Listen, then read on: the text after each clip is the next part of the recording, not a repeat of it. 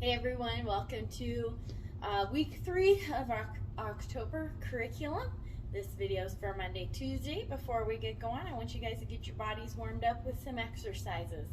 Start with some jumping jacks, do 10 push-ups, 10 sit-ups, and then finish with, don't finish up, but do some front ups, swinging that back leg up, keeping those hands in good ready position, 10 on each side, and then finish up with 30 seconds of a high intensity exercise, whether you're jogging with high knees for 30 seconds or doing 30 seconds of mountain climbers or more jumping jacks, whatever you want to do for that 30 seconds to really get your heart pumping and your body sweating. All right, ready, set, go.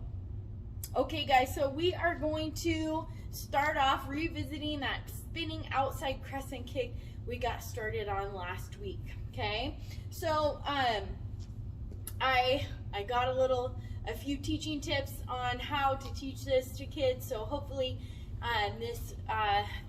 this way will help you a little bit better. Okay, so before we start spinning, starting with your right side back, I want you to take your right leg and I want you to cross it way over here like this to where you're almost turning. Then swing your outside crescent kick. Okay, and I want you to do 5 of those. Cross your foot over as far as you can, and then swing it out and around. Okay, and then you can do it with the other side if you want to. Spinning outside crescent kick is kind of one that you do on your good side, right? So if you feel more confident kicking with your left leg and you want to put your left leg back, then cross it over and swing it around. That's okay too. But for most of us, we're just going to be using our right leg, unless you're left-legged. All right, so start off 5 times, crossing your foot as far as you can to where you're almost turning, and then swing it around. Okay, so we do 5 of those. Ready, set, go. Okay, so now what we're gonna do is, I want you to imagine it's like you're tightening up a spring, and then when you let it go, it finishes spinning around. Okay, so with your right side back, you turn towards your back leg and you go as far as you can, getting that spring as tight as you can. I'm going to move over so you can see me, and then you finish the circle by letting your foot go and swing all the way around. All right, so last week we had broken it down into 2 parts, turn 1 and then turn 2, coming all the way around. Okay, we also I had some kids doing it this way, turn 1 facing around, then pick up the knee, spin around and set it down before you think about swinging the leg out. Okay, but the goal is to spin far enough so that you get to right here, right? So with my right side back, I turn far enough to where I'm right here. Now the spring is tight, it's ready to go. I pick up that foot and let it swing around. Okay, if you're doing it with the other side, with your left side back, it's the same thing. Turn towards your back leg, tightening up the spring, come almost all the way around as far as you can with those hands up, and then pick up the leg and let it swing through to loose the spring. I had some kids, they were doing a really good job turning really, really tight, and then they thought that to loosen the spring, they had to spin the other way. Right? Remember, you only go one direction, and so when you let go of this spring, you're finishing the turn as you come around. Okay? So practice that spinning outside crescent kick. Turn as far as you can before you got to pick up that spring and let it swing through for that outside crescent kick. All right, ready, set, go. Okay guys, next thing I want you to work on today is some more of that 1, 2, 3, 4 drill. Remember, 1 is your forward foot, it's a front kick. 1, 2 is your forward palm strike. 3 is reverse palm with your backhand, and then 4 is your back leg. Okay, now if you have like a punching bag or something that you can strike on, whether it's a punching bag, a kicking shield, or if your parents say it's okay for you to, if you guys have like a really big giant pillow or something, right? So if you have something that you can practice these strikes on now. That is what I would like you to do. Remember, hitting with the bottom of your foot. Okay, that means you got to get your knee up, extend the foot out. Okay, you don't want to have a floppy foot and then hit it with the top of your foot. That's really going to hurt. And same thing with the back leg chamber. Kick so that the bottom of your foot strikes the surface, and then with those palm strikes, keeping your hands open. All right, so it's 1, 2, 3, 4. Okay, so have your parent or helper or whoever call out different numbers for you. That means you got to listen. You got to stay ready with your hands up, because then if you start standing like this, well, you don't know what 1 or 4 is, or even 2 or 3, because you don't have a forward and back side, and then you don't have your hands up with a forward and back side. So make sure you stay in that ready stance the whole time that they're calling out numbers. And then work your way up to pairs of numbers and then sets of 3 numbers, and you could even do combinations of 4 numbers for practicing that 1, 2, 3, 4 drill, so you can get each strike correct without having to think too hard about it. Say the numbers with the strike as you go. Ready, set, go. All right, guys, last thing we're going to practice today is our 2 boxing techniques, the bob and weave and the slipping. Okay, so remember, just a quick reminder, with both of these evasive techniques, right, you're avoiding getting hit.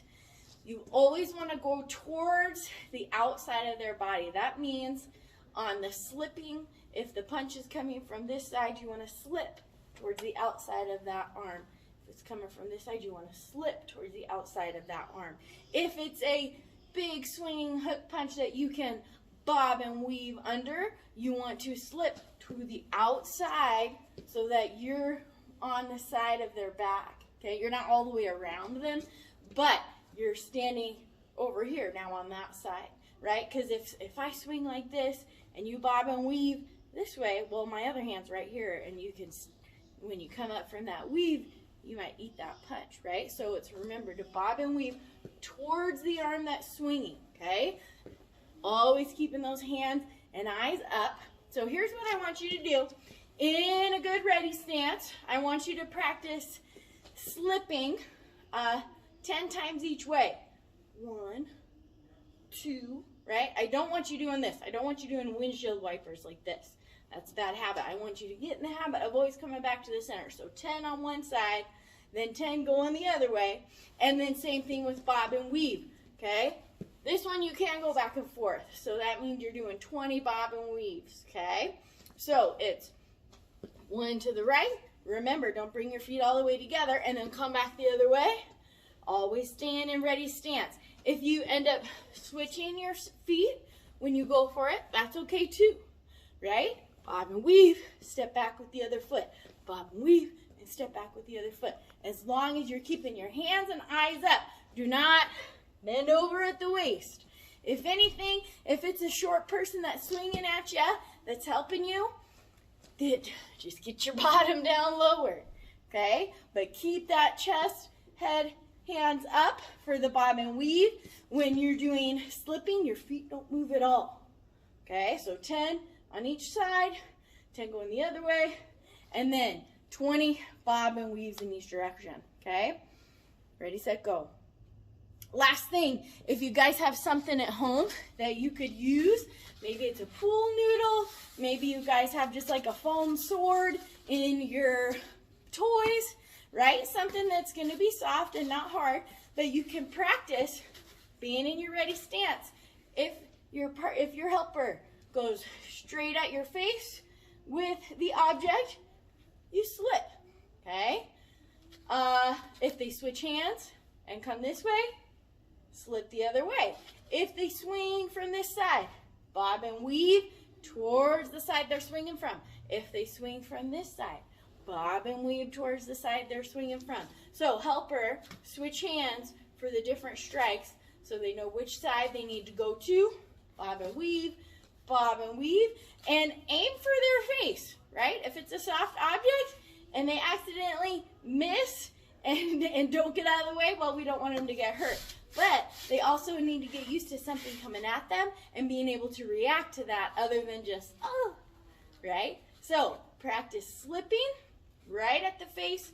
Practice bob and weave, going right for the head, so that they've got to get low enough. But tell them, eyes up, eyes on me, right? Don't let them drop their face down and look down at the ground as they're going for that bob and weave. All right? Ready, set, go. Okay, guys, so today on our sheet on self-control, we are talking about our Bible verse. Whoever has no rule over his own spirit is like a city broken down without walls. Proverbs 25:28. It was kind of cool. This verse popped up in my daily Bible reading this weekend, so it was neat to hear that and remember that that's what we're working on. So here's the deal, guys. Imagine, if you will, a city, a fortress, maybe a castle, and maybe in a movie you've seen something like that, where there's this big wall around the city, okay, and guards stand at the gate. There's a big gate that opens up, but then there's like towers where guards are watching all around the city to keep the city safe from invaders and intruders. Now imagine that wall gets broken down, gets crumbled. Maybe the enemy hits it with bombs or giant boulders they launch with a trebuchet thing, right? The city starts breaking down, and even if there's just a little small hole, the enemy could sneak in at night and walk in one at a time and infiltrate the city. Or if they blow giant holes in it, then people, enemies,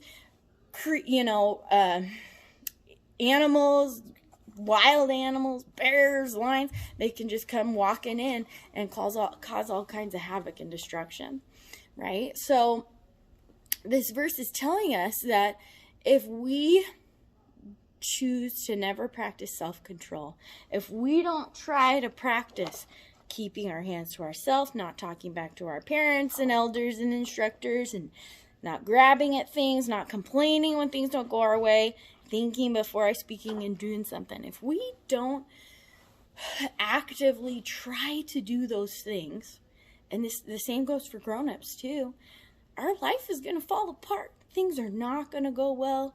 People are going to be unhappy with us and mad at us and angry for the way that we behave and treat them or treat other people. And things just aren't going to go well, okay?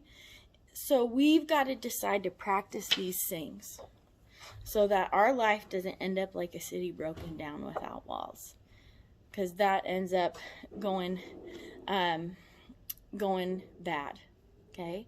So it's up to us to decide how we're going to behave, how we're going to respond to things, and how we're going to use our bodies, all right? So I want you guys to think about that verse. In this coming week, next week is going to be a review week and testing. So we got one more video this week of practicing stuff, and then we'll do a review video next week. All right. Have a great day, guys.